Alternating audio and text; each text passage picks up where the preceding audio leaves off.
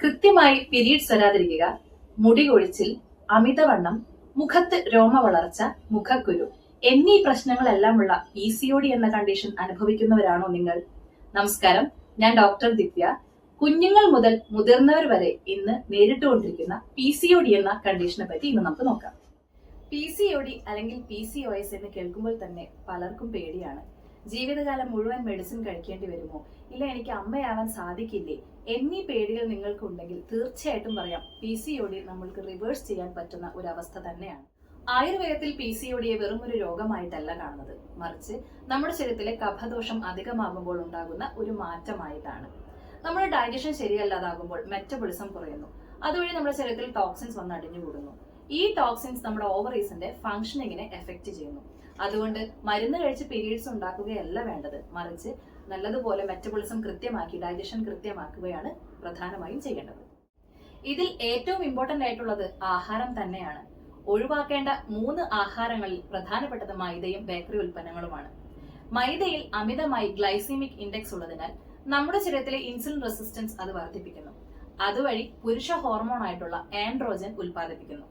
ഇതുകൊണ്ടാണ് PCOD ഉള്ളവർക്ക് കൃത്യമായി പീരീഡ്സ് വരാതിരിക്കുക, അമിതമായി മുഖത്ത് രോമ വളർച്ച ഇതെല്ലാം ഉണ്ടാകുന്നത്. രണ്ടാമതായി രാത്രിയിലെ തൈരിന്റെ ഉപയോഗം. തൈരിന് അഭിഷ്യന്തി എന്നൊരു പ്രോപ്പർട്ടി ഉണ്ട്. ഇത് നമ്മുടെ ബോഡി ചാനൽസിനെ ബ്ലോക്ക് ചെയ്യാൻ കാരണമാകുന്നു, അതുവഴി ഡൈജഷൻ കുറയ്ക്കുന്നു.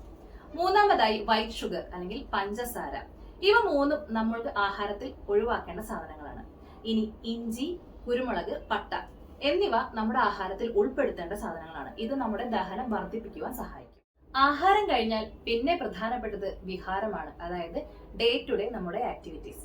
അതിൽ ഏറ്റവും ഇമ്പോർട്ടന്റ് ആയിട്ടുള്ളത് വ്യായാമമാണ്.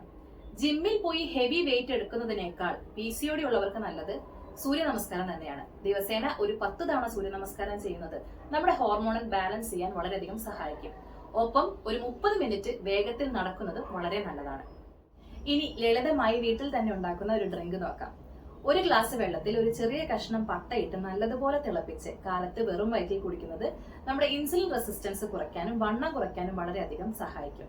ഇനി ഒരു കാര്യം, എത്ര ഡയറ്റ് എടുത്താലും എത്ര എക്സസൈസ് ചെയ്താലും രാത്രി 11 മണിക്ക് ശേഷമാണ് നിങ്ങൾ ഉറങ്ങുന്നതെങ്കിൽ നിങ്ങളുടെ PCOD മാറില്ല. കാരണം കൃത്യമായ ഉറക്കം നമ്മുടെ ഹോർമോണൽ ബാലൻസിന് അത്യാവശ്യമാണ്.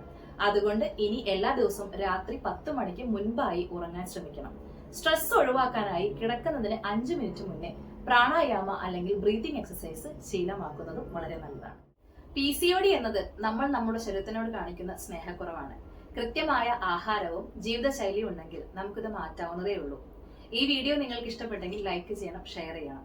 Thank you. See you in the next video.